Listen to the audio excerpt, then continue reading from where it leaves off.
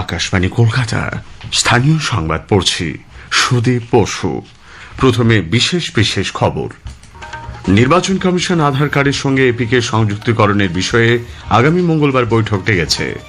ভুয়ো ভোটারের সন্ধানে জেলা থেকে ব্লক স্তর পর্যন্ত কোর কমিটি গঠন করছে তৃণমূল কংগ্রেস। ভুয়ো ভোটার তালিকায় ঢুকিয়েছে তৃণমূলই, অভিযোগ বিরোধীদের। ইফতারের অনুষ্ঠানে যোগ দিতে মুখ্যমন্ত্রী মমতা ব্যানার্জি আগামীকাল ফুরফুরা শরীফ যাচ্ছেন। দক্ষিণ চব্বিশ পরগনার ডায়মন্ড হারবার লোকসভা কেন্দ্রের 7টি বিধানসভা এলাকায় আজ শুরু হচ্ছে সেবাশ্রয়ের মেগা ক্যাম্প। পশ্চিমের জেলাগুলিতে তাপপ্রবাহের সতর্কতা থাকলেও 20 তারিখে দক্ষিণবঙ্গে বিক্ষিপ্ত বৃষ্টির সম্ভাবনা বলে জানিয়েছে আলিপুর আবহাওয়া দপ্তর। আইএসএল ফুটবলের প্লে অফের সূচি ঘোষিত। আসছি বিস্তারিত সংবাদে। নির্বাচন কমিশন আধার কার্ডের সঙ্গে এপিকে সংযুক্তিকরণের বিষয়ে বৈঠক ডেকেছে। আগামী মঙ্গলবার মুখ্য নির্বাচন কমিশনার জ্ঞানেশ কুমারের পৌরোহিত্যে এই বৈঠক হবার কথা। কেন্দ্রীয় স্বরাষ্ট্র সচিব, আধার কমিশনের সিইও, সংসদ বিষয়ক মন্ত্রকের সচিব এবং কেন্দ্রীয় আইন সচিবকে বৈঠকে উপস্থিত থাকতে বলা হয়েছে। সমস্ত জাতীয় ও আঞ্চলিক রাজনৈতিক দলের কাছ থেকেও কমিশন এ বিষয়ে মতামত ও পরামর্শ চেয়েছে। 30 এপ্রিলের মধ্যে কমিশনের কাছে পরামর্শ বা মতামত পাঠানো যাবে।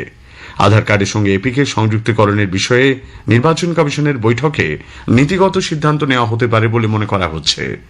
এই উদ্যোগ বাস্তবায়নের প্রক্রিয়া নিয়েও বৈঠকে প্রাথমিক আলোচনা হতে পারে।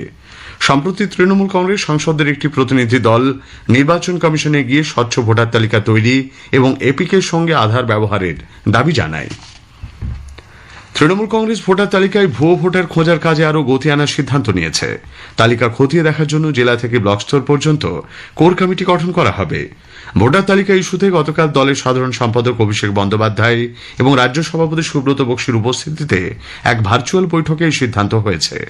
বৈঠক প্রসঙ্গে দলের এক্স হ্যান্ডেলে এক বার্তায় জানানো হয়, ভোটার তালিকা থেকে সব রকম অনিয়ম দূর করতে তৃণমূল কংগ্রেস বদ্ধপরিকর। এদিনের বৈঠকে অভিষেক বলেন, তৃণমূলের সংগঠনে কাজের মূল্যায়নের ভিত্তিতে রদবদল হবে। তার দপ্তর বা পরামর্শদাতা সংস্থা আইপ্যাকের নাম করে কেউ তোলাবাজি করলে তা বরদাস্ত করা হবে স্পষ্ট জানিয়েছেন তিনি। অভিষেক বন্দ্যোপাধ্যায় এই সভায় একটি হোয়াটসঅ্যাপ নম্বর ঘোষণা করে বলেন, কারো বিরুদ্ধে তোলাবাজি সংক্রান্ত অভিযোগ থাকলে সরাসরি ওই নম্বরে হোয়াটসঅ্যাপ করে জানানো যাবে। রাজ্যের নির্বাচন পরিচালনায় কমিশনের ভূমিকা নিয়েও বৈঠকে প্রশ্ন তুলেছেন অভিষেক। নির্বাচন কমিশনকে ব্যবহার করে কেন্দ্রীয় ক্ষমতাসীন বিজেপি ভোটার তালিকায় ভুয়ো নাম যোগ করছে বলেও কর্মীদের সতর্ক করে দেন তিনি। তৃণমূল কংগ্রেস সূত্রে জানা গেছে, ভোটার তালিকায় একটি ভুতুড়ে নামও যাতে না থেকে যায় বৈঠকে তা নিশ্চিত করতে বলা হয়েছে। স্থির হয়েছে, ভোটার তালিকা সংক্রান্ত কাজের জন্য আগামী 5 দিনের মধ্যে জেলাভিত্তিক কোর কমিটি গঠন করা হবে। একইভাবে 21 থেকে 27 মার্চের মধ্যে ব্লকে ব্লকে কোর কমিটি গঠিত হবে। 28 মার্চ থেকে 23 এপ্রিলের মধ্যে অঞ্চল ও ওয়ার্ডে কোর কমিটি গঠন হবে। 16 এপ্রিল থেকে ফের বুথে বুথে গিয়ে ভোটার তালিকা সরেজমিনে খতিয়ে দেখার কাজ শুরু হচ্ছে। তৃণমূল কংগ্রেসের রাজ্য সহসভাপতি জয়প্রকাশ মজুমদার বলেছেন, প্রকৃত ভোটাররা ভোট দেবেন, এটাই তাঁর দল চায়। নির্ভুল তালিকা তৈরি করে কমিশনকে নিজেদের নিরপেক্ষতা প্রমাণ দিতে হবে বলেও মন্তব্য করেছেন তিনি। ভোটার তালিকায় জালিয়াতি তৃণমূল কংগ্রেসই করেছে বলে অভিযোগ তুলেছেন বিজেপি সাংসদ শ্রমিক ভট্টাচার্য।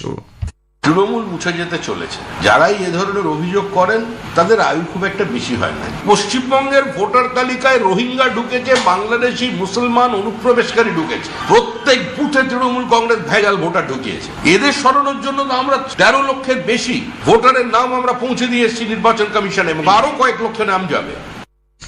দলের নাম করে তোলাবাজির অভিষেক বন্দ্যোপাধ্যায়ের অভিযোগ প্রসঙ্গে সিপিআইএম নেতা সুজন চক্রবর্তী বলেছেন, এ নিয়ে আগেই তৃণমূলের নেতারা অভিযোগ তুলেছেন। আইপ্যাক এখন অভিষেকের কোম্পানি, অভিষেকের নাম করে টাকা, অভিষেকের আইপ্যাকের নাম করে টাকা, এবং এগুলো উনি নতুন কি বলছেন?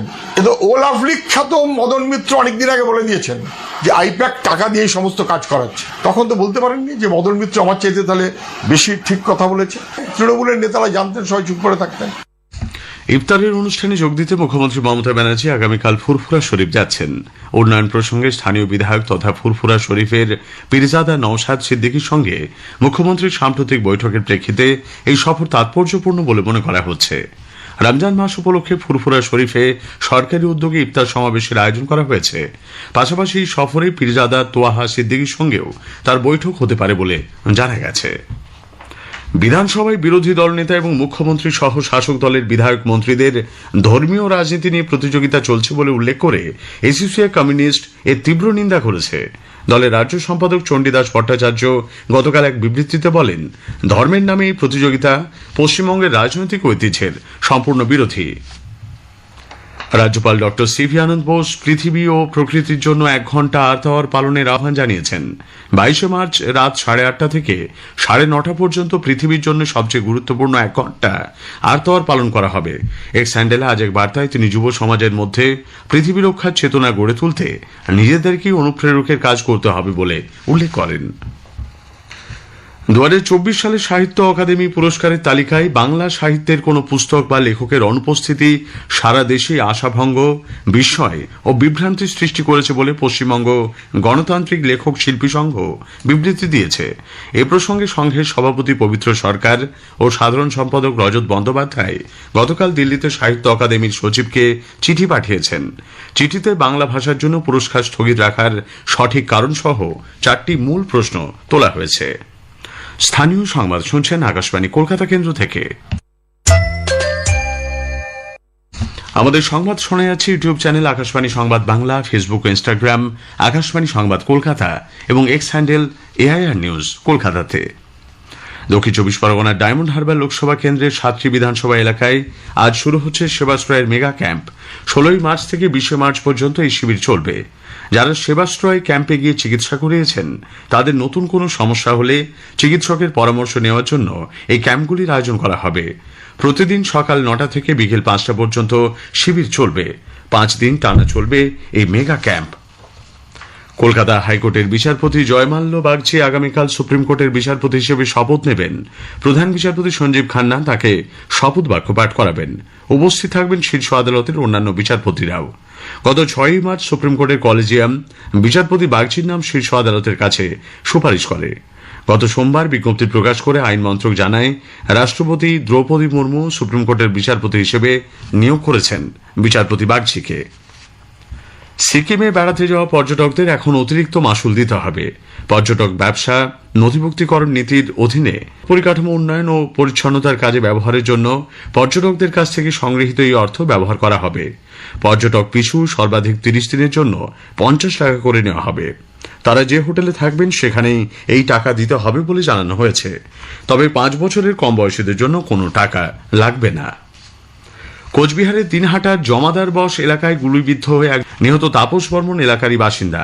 পুলিশ সূত্রে খবর, মদ্যপানকে কেন্দ্র করে বচসার সময় বন্ধন রায় নামে এক যুবক তাপসকে লক্ষ্য করে গুলি ছোড়ে। গুরুতর আহত অবস্থায় তাকে প্রথমে দিনহাটা মহকুমা হাসপাতাল, পরে কোচবিহার মেডিকেল কলেজ হাসপাতালে নিয়ে যাওয়া হলে চিকিৎসকরা মৃত বলে ঘোষণা করেন। মালদার ইংলিশ বাজার থানা এলাকার পুরাটুলিতে গতকাল রং খেলাকে কেন্দ্র করে বিবাদের জেরে এক ব্যক্তি গুলিবিদ্ধ হয়েছেন। বিপ্লব ঘোষ নামে ওই ব্যক্তির হাতে উত্তর 24 পরগনার টিটাগড় পুরসভা 13 নম্বর ওয়ার্ডে দোল খেলার সময় তৃণমূল কংগ্রেস কর্মী আকাশ ওরফে অমর চৌধুরীকে খুনের ঘটনায় দুজনের 10 দিনের পুলিশ হেফাজত হয়েছে। ওই যুবককে বাড়ি থেকে ডেকে নিয়ে গিয়ে ধারালো অস্ত্র দিয়ে কুপিয়ে খুন করা হয়। এই ঘটনায় পবন রাজভর ও তার বাবা রাজকুমার রাজভরকে গ্রেপ্তার করে পুলিশ। পুরনো শত্রুতার জেরেই খুন বলে পুলিশের অনুমান। রাজ্যের পশ্চিমের জেলাগুলিতে আগামী 2 দিন তাপপ্রবাহের সতর্কবার্তা থাকলেও 20 তারিখে দক্ষিণবঙ্গের জেলাগুলিতে বিক্ষিপ্ত বৃষ্টির সম্ভাবনা বলে আলিপুর আবহাওয়া দপ্তর জানিয়েছে। আবহাওয়া দপ্তরের বিজ্ঞানী সৌরিশ বন্দ্যোপাধ্যায় আকাশবাণীকে জানালেন, আগামী কয়েকদিন 2 দিনে বিশেষ করে দিনের তাপমাত্রা আরো 1 থেকে 2 ডিগ্রির মতো বাড়ার সম্ভাবনা রয়েছে। ফলে তাপপ্রবাহের সতর্কতা থাকছে মেনলি পশ্চিমের কয়েকটা জেলায়, পশ্চিম বর্ধমান, বাঁকুড়া, বীরভূম, ঝাড়গ্রাম, পশ্চিম মেদিনীপুর। সর্বোচ্চ তাপমাত্রা 40 ডিগ্রি বা তার বেশি এবং স্বাভাবিকের থেকে 5 ডিগ্রি বা তারও বেশি সর্বোচ্চ তাপমাত্রা। এটা 16-17 তারিখেও কন্টিনিউ করবে। 16-17 তারিখ দক্ষিণবঙ্গের অন্যান্য জেলাগুলো গরম অস্বস্তিকর ওয়েদার থাকবে। বেশিরভাগ জায়গাতেই সর্বোচ্চ তাপমাত্রা 35 ডিগ্রি বা তার বেশি থাকবে। 20 থেকে 21 তারিখের মধ্যে দক্ষিণবঙ্গের জেলাগুলিতে বিক্ষিপ্তভাবে বজ্রবিদ্যুৎ সহ বৃষ্টিপাতের সম্ভাবনা রয়েছে। ইন্ডিয়ান সুপার লিগ ISL এর প্লে অফের সূচি ঘোষিত হয়েছে।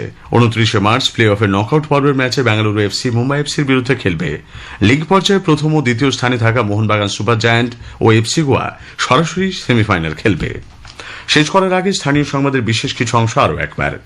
নির্বাচন কমিশন আধার কার্ডের সঙ্গে এপিকে সংযুক্তিকরণের বিষয়ে আগামী মঙ্গলবার বৈঠক ডেকেছে। ভুয়ো ভোটার তালিকায় তৃণমূল কংগ্রেসের নাম ঢুকিয়েছে বলে অভিযোগ বিরোধীদের। ইফতারের অনুষ্ঠানে যোগ দিতে মুখ্যমন্ত্রী মমতা ব্যানার্জি আগামীকাল ফুরফুরা শরীফ যাচ্ছেন। স্থানীয় সংবাদ শেষ হলো।